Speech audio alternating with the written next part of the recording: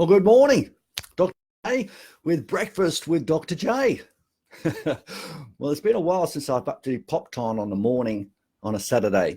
And I thought we'd do this on a regular basis to give you some tips and also some strategies to make sure that the following week, as of Monday, there's something new and, let's say, fresh you can put into the week. So we'll wait for a few people to pop on. How you going, mate? Hope things are going great.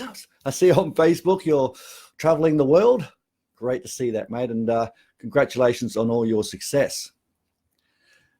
I must say that you take a leaf out of, say, Gavin's book. Gavin's actually trusts the process. It's actually one of the masters at it. And Mr. Michael Vincent, my goodness, good to see you too, mate. You superstars.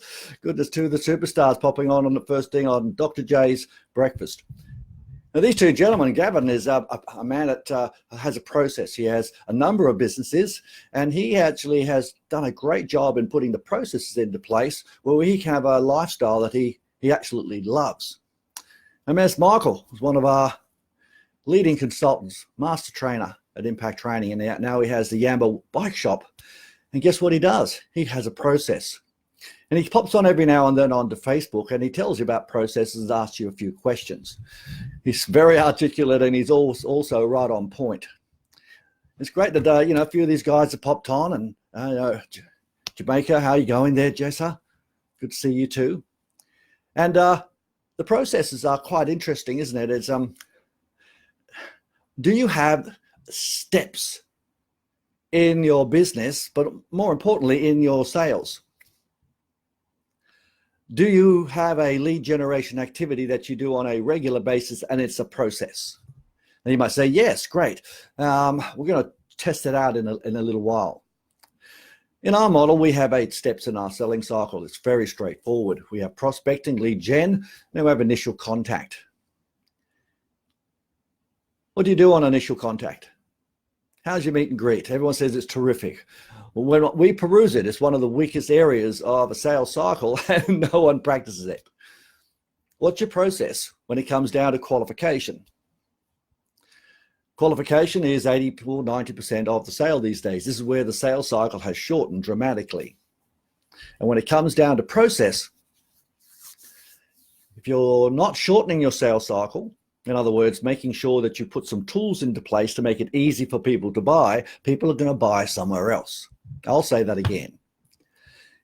If you're not putting things into place which are going to shorten your sales cycle, in other words, make it easy for people to buy and stop selling them, and going from this mentality of selling something to helping someone make a good decision, you're going to fail in this marketplace. Qualification has changed quite significantly, even with the tools that we've actually created. Now, once you go from qualification, you go into the next step, which is actually your explanation or your demonstration or your experience. We don't have tours and so forth anymore. We have an experience, and we call it proofing. One of the things that's changed dramatically in all sales is the process called proofing. So you talk about all the good stuff, but you have to then have a process which proves what you said is true. All this noise we make, oh, we do this, we're great, we're fantastic. Show me some proof. What do you do to prove what you said is true? What tangible evidence do you have? And then you got your test closing. Everyone says they do it. Very rarely do they do it. There's 2 types of test closing. There's outside the bubble and inside the bubble. The inside the bubble one is asking them questions that they would actually have to answer once they had your product and or service. We recommend a minimum of 2. Shortens the sales cycle dramatically. And then we go into the good old price presentation. Isn't it quite bizarre that that's the area that most people struggle with? And it's very rarely practiced. And it's, in most cases, hasn't been updated for a decade. And sometimes people get so lazy in the price presentation, it becomes an auditory presentation and it doesn't use the VAK, especially if they just get a little bit lazy on the phone. Even on the phone, we can actually do that. So Michael has just said, proofing as a term, good. Proving what you said is true instead of touring or explanational demos.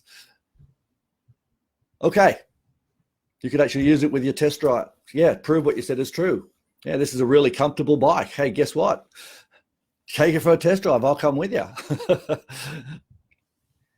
So when it comes down to prices, guys, this is one thing I'm going to suggest after you've done a price presentation of sorts. Now, in a lot of businesses, you can actually use a tariff close, which is something that's pre-done. It's a touch and feel process where you have something written and you just read it to the people. Or you can have a tariff close where you can just add things to it based on a tailored approach. And Michael, in your case, you'd actually have the bits and pieces and the secondary spend that would go with your bikes and maybe the service that goes with it. At the end of the day, you can make sure that in your price presentation, like I would talk about Gav. I mean, he has lots of different products. Let's talk about one.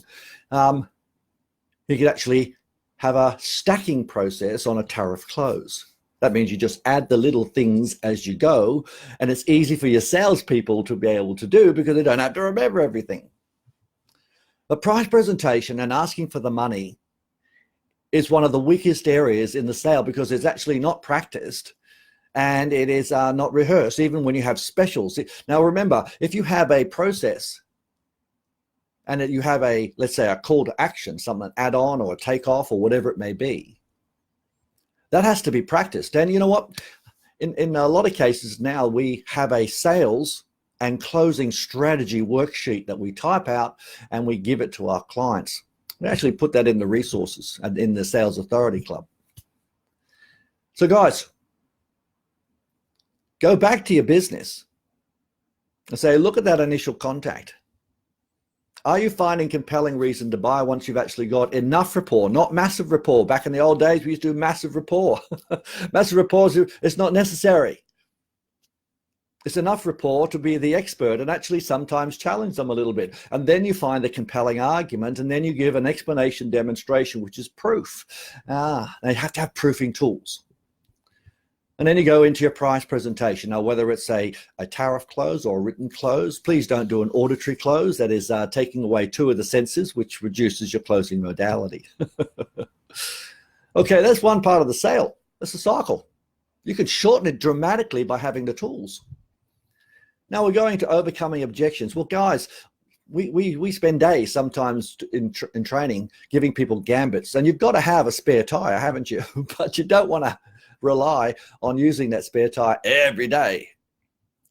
If you have a poor sales cycle, you're going to have to overcome objections, or even worse, have to do follow-up. And guys, let me just give you a heads up, and it's not for today. Follow-up is almost a dodo.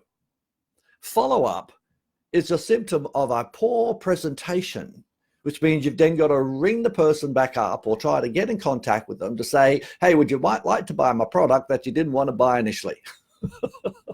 What are you going to do? They're going to ask you for dip your price, aren't they? You're going to add extra value. Now, sure, there are other circumstances where you have to do follow-up. It is part of your sales process where there's a gestation period. But guys, a lot of follow-up is done because of poor presentation in the front end. By the way, if you are going to do follow-up, here, just write this down, please. If you're ever going to follow somebody up and they don't buy your product or service, make sure you get permission to follow up. And say, can I follow you up? No, look, okay, look, I know you didn't, it's not the right time right now. You look, obviously this is still important to you. We'll give you a courtesy call in, say, 2 or 3 days time. And I might have a little bit of extra information for you then. Always ring up with additional information, not to see what they're thinking.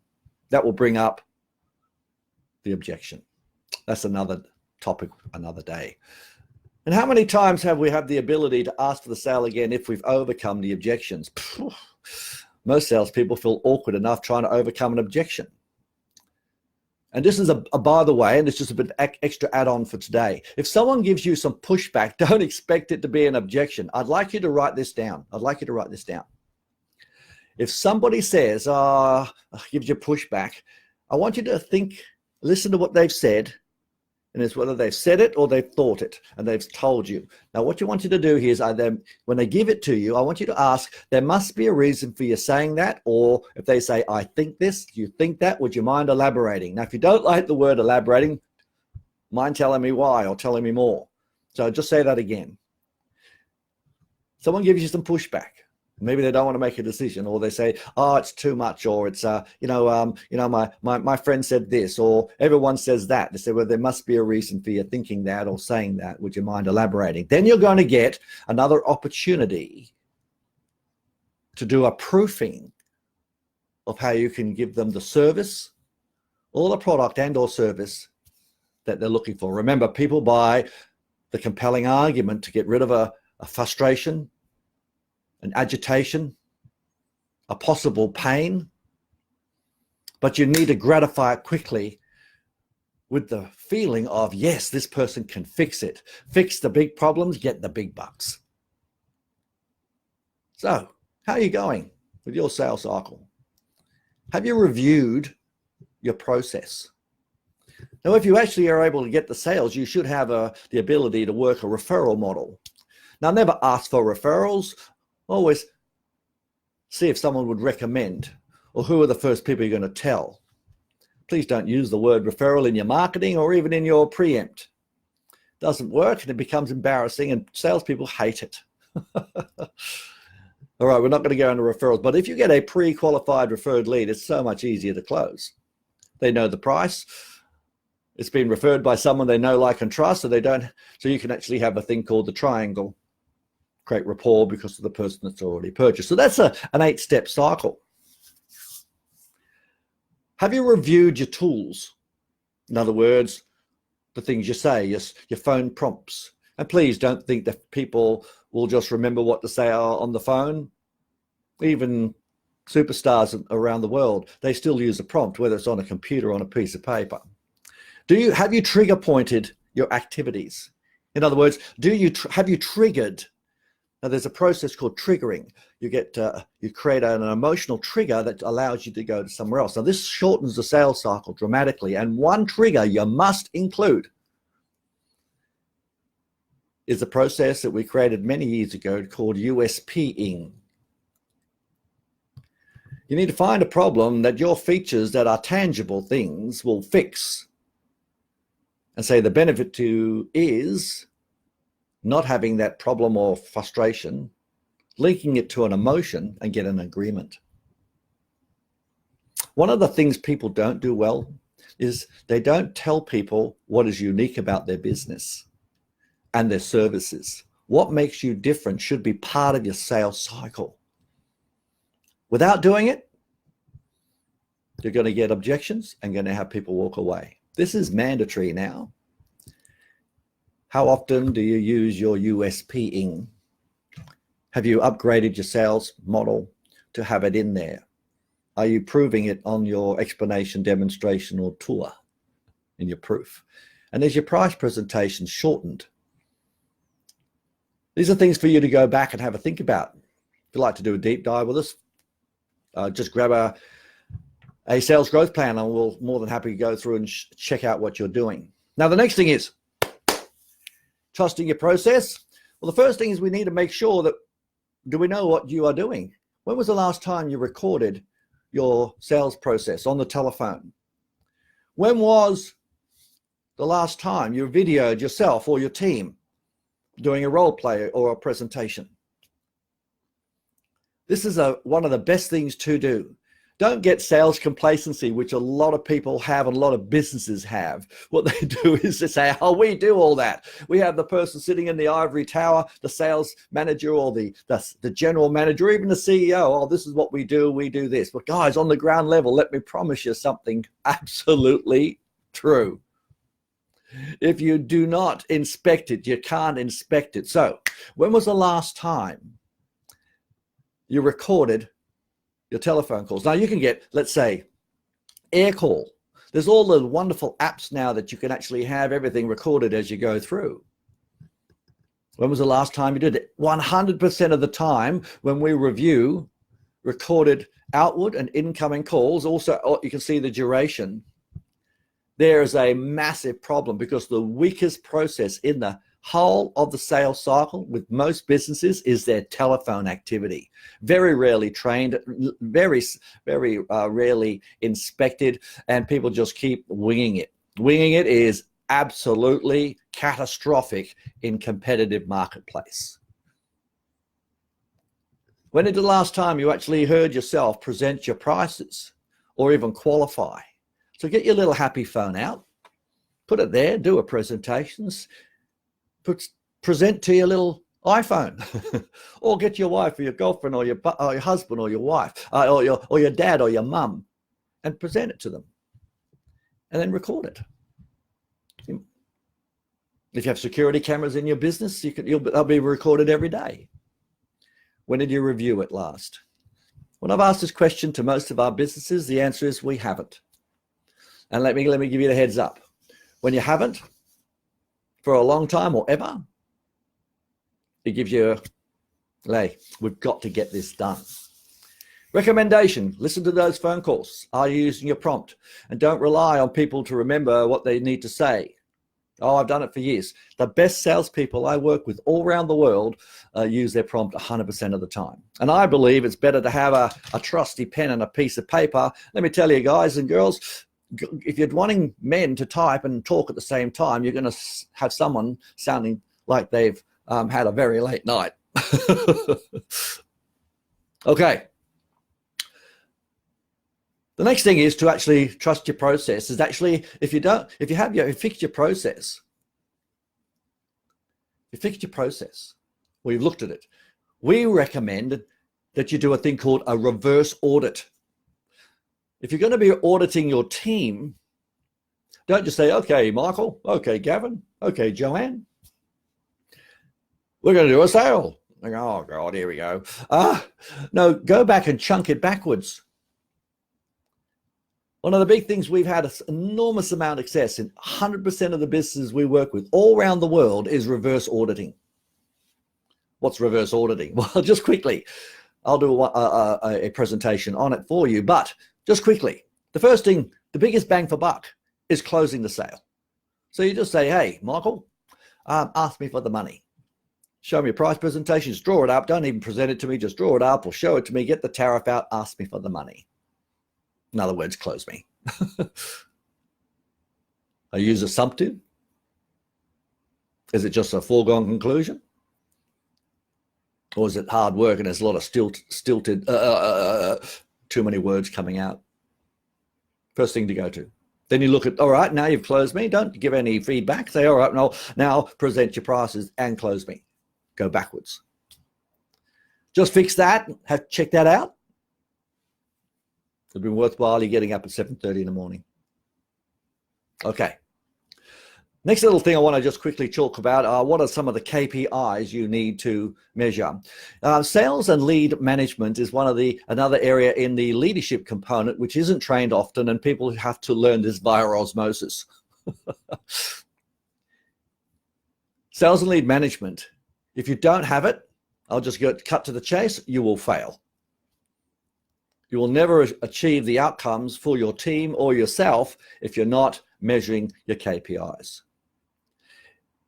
Accountability is the key for motivation, acknowledgement, coaching and training, and moving people on. The numbers don't lie, as a good friend of mine, Scotty Bennett, said to me just yesterday.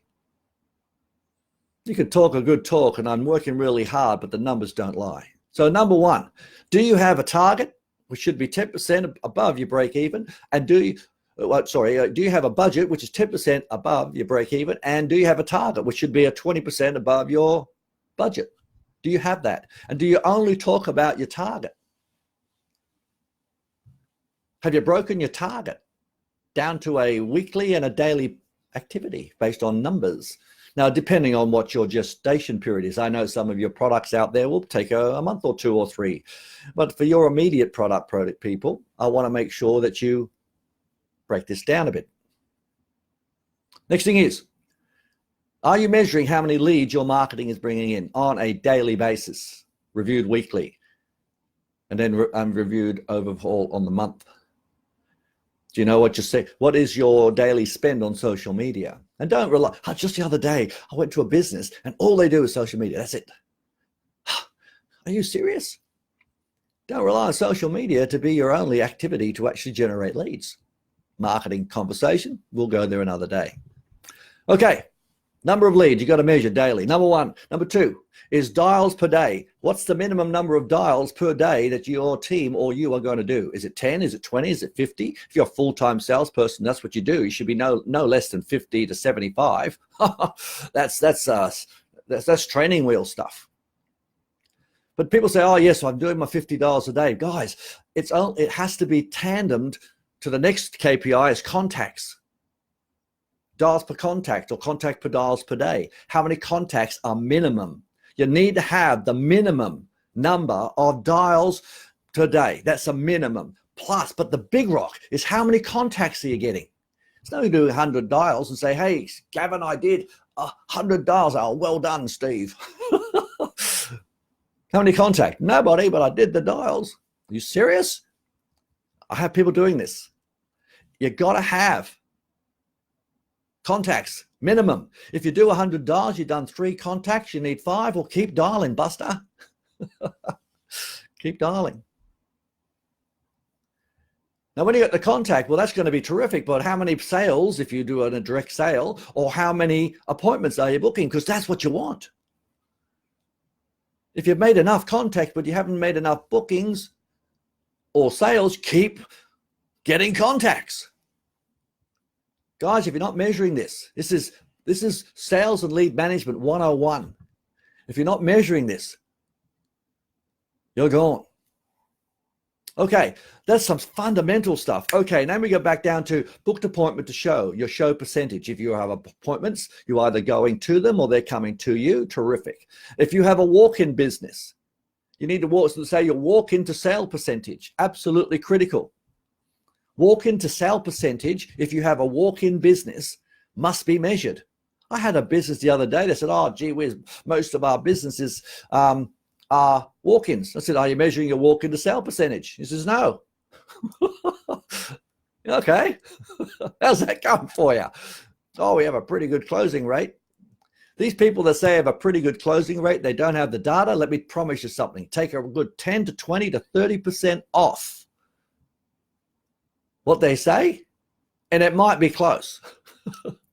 And anyone that gives you a 70 or an 80%, you know they're lying. Anyone that gives you a number with a 0 in it, they've made it up. Hello, Sarah. How you going? Good to see you.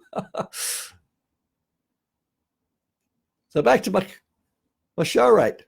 Appointments a show. It's no good doing all those dials and contacts to booked appointments and get your BAMs, and we call them BAMs because it's bare ass minimum. I want to make sure that we nail this. Okay, these are things in your process. Next one. What's your booked appointment or presentation to sale percentage? Your tour to sale, your proofing to sale. This is critical. People say, oh, we got 80%. 80%, nothing. You don't know. If you don't know, you're losing money. Plus, it also is actually disempowering your people. Now, let me give you a talk to the managers and owners. We had a few on here this morning. If you're not measuring your stuff, that's telling your team you don't care. Yeah. They might be struggling and they want to do a good job, but they're too embarrassed to come to see you. Now, you might have, well, we should have an open door policy, all that sort of nonsense. But guys, that's not real. So tour to sale percentage, couple more. If you have a business where people do not buy on the day, which is unfortunate sometimes, but it happens, and they booked to come back, you need to have a booked be back to sale percentage, and we call it a no sale return to sale. I know a lot of businesses rely on that significantly, and they don't measure it.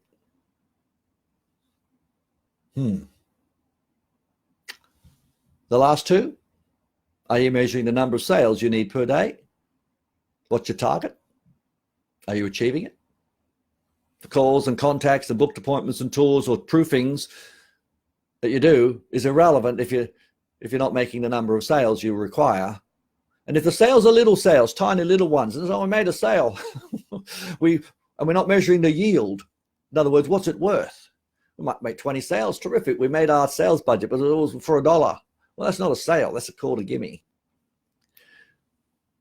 So they're the KPIs that I would recommend you start measuring. You could do that this morning. By the way, if you don't have these KPIs, guys, don't worry about it. Every day is a new day in sales. Every day. But please take this seriously from this morning, because I wanted to give you something to go away with. As I said, at the end of the day, I'd like to make sure we help you. Hi, Catherine. How you going? Good to see you. And Megan Jarvis. My goodness gracious, you superstar. Thanks for joining me this morning. Okay, my last wrap up. Why accountability creates the outcome. If all those KPIs that we're just talking about is using a thing called accountability. Guys, if you're a solo warrior, you've got to be accountable to somebody. In our crew in the Sales Authority a club that we started in June, I actually do the check-in with them. I hold them accountable to their numbers. This is just a 15-minute huddle that we do every Monday. Did you know 100% of the people that do that every single week have either smashed their target or doubled to triple their sales? That's the Hawthorne principle in practice. You've got to have accountability buddy. I'll say that again. You've got to have an accountability buddy. An accountability buddy is someone that's actually going to be somebody that actually cares enough to keep you accountable to all those KPIs and those things that we just talked about. If you don't have someone you're accountable to, you don't have a budget or a target and those key performance indicators that you hold accountable to, then your business is going to fail. You are never going to reach the heights that you want in your business if your team or you are not held accountable. People talk a good talk in this area, but I can promise you, the majority are not good at this. The majority. I'm not saying you might be the part of the minority. The majority are not good. Inspect what you expect or don't expect it. Now, I know people start, oh yes, Dr. J, we're going to put this into practice start tomorrow. You know, all of a sudden they go in there. And by the way, do not start measuring KPIs without teaching your team how to do KPIs. It becomes too overwhelming, too big a shift in culture. Explain them, teach them, and then nurture them through. It allows you to do three things. It allows you to acknowledge good activity. Good activity needs to be acknowledged, not made a big deal about, but acknowledged. If you've got all those BAMs, there's minimum dials, minimum contacts, minimum sales, acknowledge it. Well done. And sell them because. Don't reward that. I'll say that again. Don't reward that. Acknowledge it. Acknowledge effort. Big deal. If they don't make their minimums, but they're trying hard to get them, then acknowledge it. But reward consistency. Consistency is the key in sales. And if you're not measuring and driving your data with accountability, you can't say well done. You can't say well done, and this is you've done this for now the last 7 weeks. It's just outstanding. And I like to say thank you, and here's a little thing, or do something for them. Make sure you know what they want. And if they are weak in an area, everyone wants to do well. That allows you to do coaching and training. And don't do 1 hour of training a week and expect that's going to be okay. You've got to do a day. And you peel back the thing properly. And present the activity with a show they'll do. And then inspect it. And acknowledge effort and results, and then reward consistency. In other words, consistently getting a good outcome, not consistently failing. Okay. So there are some areas that I'd like you to have a think about. trust the process. You've got to have your target and budget, but stop thinking about the target and budget and follow your process. Go through your 8 steps. Make sure you know what you're doing. Have your KPIs in place, and that will be able to pinpoint the problem areas, acknowledge a good activity with specificity, and then reward consistency. So have you shortened the sales cycle lately? Have you updated your tools? If you have, terrific. If you haven't, it's time. 2020, January, couldn't think of a better time. All right. Now, before we go, we only got a few people still on, but that's okay. If you've got any questions, whack them in the chat box or in the comments, and I'll answer any questions you got before I wrap it up for the morning, because I know you'll go on and have another cup of tea. So have you got any questions? If any of you guys got any questions, just whack them in there. Good opportunity to have a bit of a chin wag while you're typing a few things there. If you don't, all good.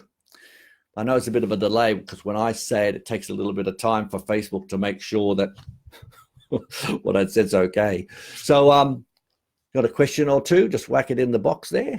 See nothing in there so far. I'll scroll. That's all good. So if there's no questions, doesn't look like it. Not this morning anyway. Well, I'm going to be up here every Saturday morning at 7:30. Just give you some things to think about, some strategies, some ideas. If you'd like to get a sales growth plan, I'll put a little link there. Just click it. We'll go for a good hour's deep dive, completely free. If you'd like to know some about our other things, we've got over 20 different products now and services, which is pretty exciting, from our sales makeover right through to the Sales Authority Club, which has been awesome. We're going to be running some boot camps in March and also in October. So I'll let you know. But if we can help you, let us also put it in the group. And invite your friends. If you like this, share it with your buddies. More the merrier. Okay, no questions? All good. Oh, yes, we might have a question coming. Rudy Gumdrops. Here we go. It's time indeed. Need to develop how I present your prices. All right, Michael, it's a price presentation is an evolving process. In your bike shop and so forth, mate, because you'll have lots of things and different types of bikes and you know the pricings and so forth, I would suggest in your case, you would do a stacked tariff close. A stacked tariff close gives you one way to do it, which would be just the bike. And then on another way would be a bike with services. And in your case, mate, I would suggest possibly you might have 2 tariffs. One would have a triplicate of choice. And you do a stacking process on a piece of paper, then write it on a laminate, which allows it very easy for you to close, because it needs to be visually pleasing and easy to understand. If I had a bike shop, I'd have a nice tariff close that would actually be laminated or done in Perspex. And in your case, you might have a standard bike, you might have a good bike with a bit on the big whammy with the servicing, and then you could stack it on the piece of paper, then you put the investment, circle the one, just the name as you would know, so always circle the name, and give them, in your case, because you are an expert in that area, my recommendation would be to do a recommendation or a recommendation close, not an assumptive close. And if you did that with a tariff, I think you'll have a lot less pushback. But it needs to be stacked with the services you're going to give. Hope that helped. All right, so let's have a look here. All good. Well, any more questions there? Here we go. Being used alternative choice with basic bike versus street with a lock and helmet. Terrific. Well, that's going to be a process that you've got. I would do it on a tariff. You do the T-graph probably. You might want to have bike with, what did you say? Padlock and helmet. And then that go maybe bike, padlock, helmet with regular services. You might have 2 full services for the year. Always have the big rock, because it makes the middle rock and the little rock more palatable. All right. All right, gang, thanks for joining me this morning. Terrific. Thanks for the great questions. Please join me and tell your friends about it. And we can help you with your sales. If you want to know anything about the Sales Authority Club or all those sorts of things, just let me know. I'm Dr. J, and I'll check you out when you're just a little bit older. Bye for now.